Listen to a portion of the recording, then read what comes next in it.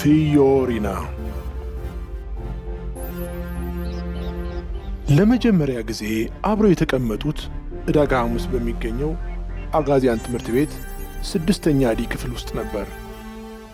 ሳምሶን የመጀመሪያው ዓመት ላይ ትግርኛ አጥርቶ መናገር ባለመቻሉ ዝምተኛና ባይተዋር ለመሆን ተገዶ ነበር።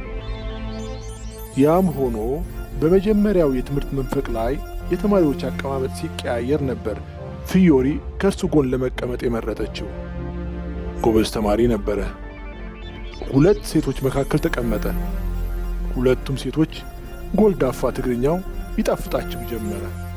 ታዲያ አንድ ቀን እረፍት መውጫ ሰዓት ላይ በድንገት ከአንድ የክፍሉ ተማሪ ጋር ተገጫጩ። ልጁ በትግርኛ ሰደበው፣ ደጋግሞ ሰደበው። የክፍሉ ተማሪ በሞላ ሳቀለት። ሳምሶን ተበሳጨ። እርሱም አፉ ያመጣለትን ግን ትርጉሙ የማያውቀውን ስድብ ወረወረ። ወዲ ይርቃም አለው። የተሰደበው ልጅ እንደ ተተኮሰች ጥይት ወደ ርዕሰ መምህሩ ቢሮ በረረ። ጥቂት ጓደኞቹ ተከተሉት። የቀሩት ተማሪዎች ሴቶቹ ጣቶቻቸውን በፍርሃት ሲያንቋቁ፣ ወንዶቹ ደግሞ ወየው ጉድህ እያሉ ፈሩለት። ወደ ቢሮ ተጠራ። ነገር ግን ርዕሰ መምህሩ ጋር ሳይደርስ ዩኒት ሊደሩ ጣቶቹን በእንጨት ማስመሪያ ጠበጠቡት። ወደ ክፍሉ ሲመለስ ጣቶቹ ማበጥ ጀምረው ነበር። ዴስኩ ላይ ተደፍቶ አለቀሰ። ለጨዋታ ውጭ መውጣቷን ትታ ያጽናናችው ፊዮሪ ብቻ ነበረች። ሲረጋጋ ኃጢአቱን ነገረችው። ወዲ ሕርካም ማለት እኮ የስሙኒ ልጅ የሴተኛ አዳሪ ልጅ ማለት ነው አለችው። ጥቂት ቆይቶ ሲረጋጋ በራሱ ላይ መሳቅ ጀመረ። በራሱ ላይ ሲቀልድ ባይተዋርነቱ ቀስ በቀስ ከላዩ ላይ ተቀርፎ ሲወድቅ ይሰማው ጀመር። እንደ ቀድሞ አምሃራይ ሲሉት መከፋቱን ተወ። ለነገሩ አባቱ ከወለጋ እናቱም ከአክሱም ነበሩ፣ እሱ ደግሞ ከአስመራ። ይህን ሁሉ ተወና አማራ ሆነላቸው። ለነገሩ በአማርኛ ክፍለ ጊዜ የክፍሉ አለቃ ታየ እሱ ነበር። ጓደኞቹ በተማሪነት ድፍረታቸው አማርኛን ሲሳሳቱ ሳቁን በመጀመር ክፍሉን ይመራል። ፊዮሪ በምትገኝበት ቡድን ሁሉ ወሳኝ ቅመም ብትሆንም የቀለም ነገር ሲነሳ ወደ ሳምሶን መጠጋት ይቀናታል። በጣም ከመቀራረባቸው የተነሳ ጸጉሩ መቆሸሹን የምትነግረው እሷ፣ የረሳችውን የትምህርት ቁሳቁስ የሚያስታውሳት እርሱ ነበር። አብረው አጥንተው የ6ኛ ክፍል ሚኒስትሪ ፈተናን በከፍተኛ ውጤት አለፉ። 7ኛ ክፍል ሲገቡ የተለያየ ክፍል ቢመደቡም በመግቢያ በመውጫና በእረፍት ጊዜያት ይገናኙ ነበር። እንዲያም ሆኖ እንደ ቀድሞ እየተሯሯጡ ከመጫወት ይልቅ ረዘም ላሉ ሰዓታት ተቀምጠው ማውራት አዘውትረዋል። አልፎ አልፎ መስዑድ የሚባል ጓደኛውና ሳባ የምትባለው ጓደኛዋ ይቀላቀሏቸዋል። በተረፈ ብቻቸው የሆኑ ጊዜ ሳምሶን በስርቆሽ ይመለከታት ጀምረዋል። እስኪገናኙ ድረስ ይናፍቅ፣ ከሌሎች ጋር የተጫወተ ጊዜም ይቀና ነበር። እሷን መንከባከብ፣ የራሱንም ንጽሕና መጠበቅ፣ ሲሸኛትም መንገዱን አርዝሞ እስከ ቤቷ በር ድረስ ማድረስ ጀምረዋል። በፊልም ከሚያያቸው ሴቶች ጋርም ያነጻጽራት፣ በጣም ቆንጆ መሆኗንም መገንዘብ ጀምሯል። ከዚህ ሁሉ በስተጀርባ ግን ልቡ ውስጥ የተጸነሰውን ፍቅር በኋለኛው ጊዜ የልጅነት የዋሳቁ እንደ ሴት ልጅ ወር አበባ እስኪቀር ድረስ አላወቀውም ነበር።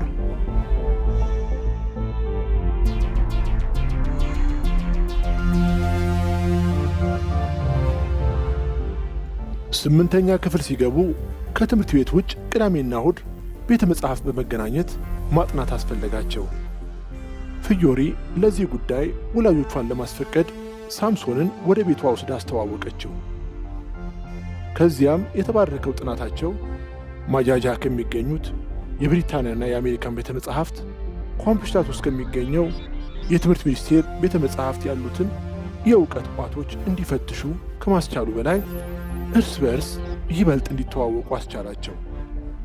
ሳምሶን ፊዮሪን ፋንታና ኬክ፣ ካፑቺኖና አይስክሬምን ሊጋብዛት ቻለ። ከሲኒማ ኢምፖሮ እስከ ሲኒማ ካፒቶል በዘንባባ ጥላ ስር እየተንሸራሸሩ ይሸኛኛሉ። አንድ ቀን ሲኒማ ሮማ የህንድ ፊልም፣ ሌላ ቀን ደግሞ ራስ አሉላ አባ ነጋ አዳራሽ የብርሃን ኃይሌ የሙዚቃ ዝግጅት ጋብዟታል። ፍዮሪ ሁሌም ቆንጆ ደስተኛና ፍልቅልቅ ልጅ ነች። እየጠበቀ የሚሄደው ጓደኝነቷም ይሁን እየጎመራ የመጣው ውበቷ የወትሮ ጠባይዋን አልቀየረውም። ያም ሆኖ እሷ እንደ ወንድ ስታቅፈው፣ ሳምሶን ግን እንደ ፍቅረኛ ሳያልማት አልቀረም።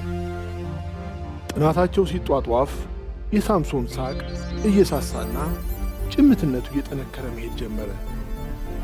ልቡ ውስጥ የተጸነሰው ፍቅር ከብሔራዊ የሚኒስትሪ ፈተና በላይ ሐሳብ ውስጥ ከተተው።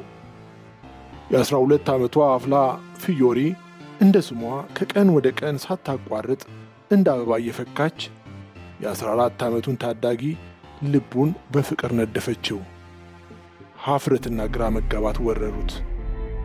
እሷን ማግኘት ያስፈራው ጀመር። ይባስ ብሎ ፈተና ሲቃረብ ከቤተ መጻሕፍቱ መቅረጥ አመጣ። ብቻውን ቁጭ ብሎ ስለ እሷ ማሰብ ቀጠለ።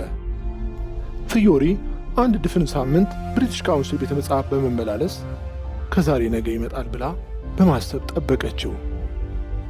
ግን ማይጃህጃህ ትመስክር ሳምሶን ዝር አላለም። ፍዮሪ ሐሳብ ገባት። ታሞ ይሆናል ብላ አሰበች። ተጨነቀች። ተጨንቃም አልቀረች። ወላጆቿን ሳታስፈቅድ ሳምሶን ወደሚኖርበት ካምፕ ተጓዘች። በልጅነቷ ምክንያት በሩ ላይ የመግቢያ ወረቀት የጠየቃት አልነበረም።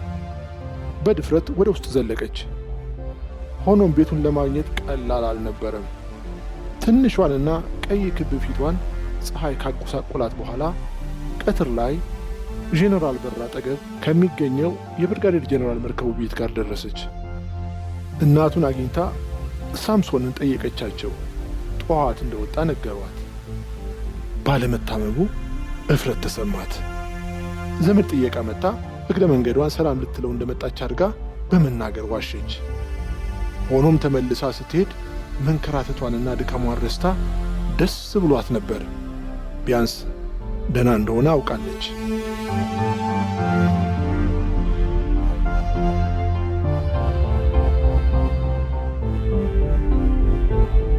በዚሁ ሰዓት ሳምሶን ኳስ ሜዳ አልነበረም። ከካምፕ ወጥቶም ወደ መሃል ከተማ አልተጓዘም። ፎርቶ ጋራ ላይ ተቀምጦ እየጻፈ ነበር። ሕሊናውን ሰቅዞ ያስጨነቀውን እንግዳ ስሜት ከጊዜው ቀድሞ ታዳጊ ልብ ውስጥ የበቀለውን ፍቅር ሊተነፍሰው ደብዳቤ እየጻፈ ነበር። ቃላቱ ከልቡ ግድግዳ እየተመዘዙ በቀጫጭን መስመር ተንሰላስለው 2 ገጽ ሞሉ። የመጨረሻዎቹን 4 ነጥቦች ሲያስቀምጥ አእምሮ በእፎይታ ልቡ በደስታ ተሞሉ። ቢያንስ ህመሙን ተንፍሷል። አመሻሽ ላይ ደብዳቤውን ለመስጠት ወደ ፍዮሪ ቤት ተጉዞ ነበር። ሆኖም ወኔ ስላጣ ከረጅና ተመለሰ። ሌሊት ሐሳቡ እንደ ገብስ ብረት ምጣድ ላይ ጥዶ ግራና ቀኝ እያገላበጠ አበሰለውና ሰነፍ ቆሎ አድርጎ ወደ እንቅልፍ ሰፌድ ገለበጠው። ቅዳሜ ጠዋት ሰነፉ ቆሎ ትንሽ ጎርመስ ብሎ ተነሳ። ወደ ቤተ መጻሕፍት በመሄድ ፋንታ ወደ ቃኘው ተጓዘ። የልብ ጓደኛው ነጋ ባሩዱን ከእንቅልፉ ቀስቅሶ ከቤት አስወጣው። ዛፍ ጥላ ስር እንደተቀመጡ ነውር ይሆንብኝ ይሆን እንዴ ብሎ የፈራውን የትንሽ ልቡን ገበና አካፈለው። ነጋ ደብዳቤውን ተቀበለና አነበበለት። ደግሞ ደጋግሞ አነበበውና ሳምሶንን አቅፎ ግንባሩ ላይ ሳመው። እንዴ ይህን የመሰለ ደብዳቤ ይዘህ ነው የምትቸገረው? አለ ነጋ በደብዳቤው የቃላት ውበት ተደንቆ። የፈለገች አይነት ቆንጆ ሴት ብትሆን ከዚህ ደብዳቤ ይበልጥ አታምርም። እንዴት አድርጌ ልስጣት?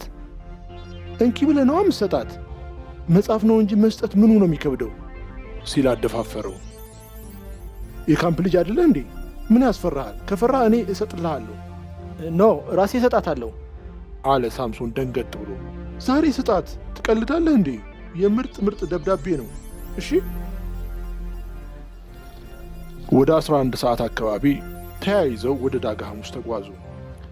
የነ ፍዮሪ ቤት የሚገኘው አስመራ ዩኒቨርሲቲ አቅራቢያ ነበር። ሆኖም ወደ ቦታው ሲቃረቡ ከአንድ ጎሚስታ አጠገብ ቻኩርና ጓደኞቹ ተቀምጠው ስላየዋቸው ነጋ ወደ ኋላው ተመልሶ ሊጠብቀው ተገደደ። እነ ቻኩር እንደ ነጋ ያለ ነጠር ነጠር እያለ የሚራመድ ልጅ ሲያዩ ደም ፍላት የሚይዛቸው ዱለኞች መሆናቸውን ሁሉም ያውቃል። ነጋ ደግሞ ላለመንጠር ከተጠነቀቀ የባሰ እንደሚነጥር የታወቀ ነው። እናም ሳምሶን ቀሪውን አጭር መንገድ ብቻውን መሄድ ነበረበት። እነ ቻኩርን አልፎ እነ ፍዮሪ ሰፈር ደረሰ። ቤቷ ከአስፋልት ዳር ነበር። ወደ በሩ ሲጠጋ ታዲያ ከየት መጣ ሳይባል የከርሞ ፍርሃቱ ከላዩ ላይ ሰፈረ። እጆቹ የኤሌክትሪክ መጥሪያውን ለመጫን አልታዘዝ አሉት። እንደ ቆመ ቀረ። የመዝጊያው አምድ ላይ ተለጥፎ ያስብ ጀመር። ወዲያውም በበሩና በግድግዳው መካከል ባለው ክፍተት ወደ ውስጥ አጮልጎ ተመለከተ። ይሄኔ ይባስ ክው አለ። ፍዮሪ በረንዳው ላይ ተቀምጣለች። ደብተር ታቅፋለች። ከፊት ለፊቷ የሚገኘው ጠረጴዛ ላይ ደብተሮችና መጽሐፍት ይታያሉ። ለሁለት ከተከፈለው ዞማ ጸጉሯ ስር ያጎነበሰው የሚያምረው ክብ ፊቷ ፍጹም እርጋታ ይነበብበታል። በፊት ሁሌ ሳይገባ ሲቀር እንደምታደርገው ለጥቂት ሴኮንዶች በአውራ ጣቷ አገጯን ጠበጠበች። ከዚያም የሚያምሩትን ትናንሽ ከንፈሮቿን ሰብስባ ራሷን ነቀነቀች። ሲገባት እንዲህ ታደርጋለች።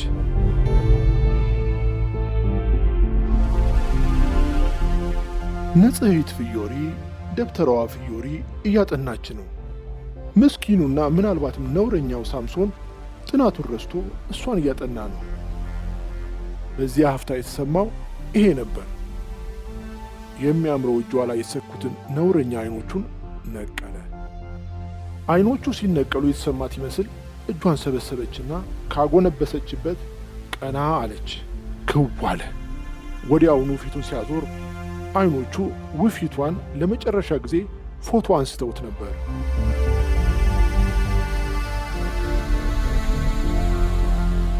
እናም ይህን ፎቶ በሕሊናው ተሸክሞ ከቦታው ላይ በቶሎ መሰወር ነበረበት።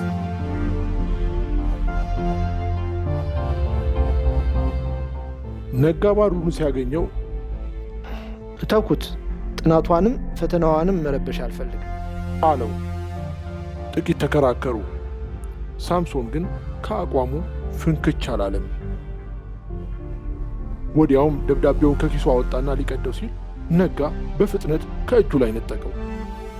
ይሄንንማ እፈልገዋለሁ። ነጋ የተጨማደደውን ወረቀት ዘርግቶ ዳግም በጥንቃቄ አጠፈና ራሱ ኪስ ውስጥ ከተተው። በድንገት አንድ ሐሳብ መጥቶለታል። ይህን ደብዳቤ ጥቂት አስተካክሎ በአይን ፍቅር ለወደቀላት በ8 ዓመት ለምትበልጠው ራሔል ለመስጠት።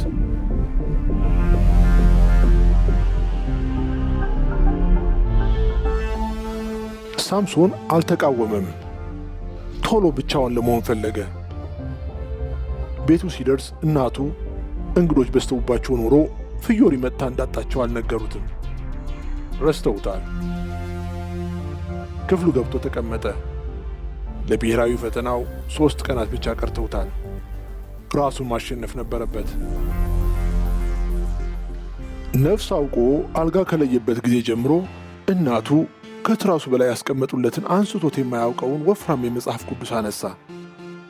እጁ እንደፈቀደለት የከፈተውን ገጽ ገለጠና ማንበብ ጀመረ።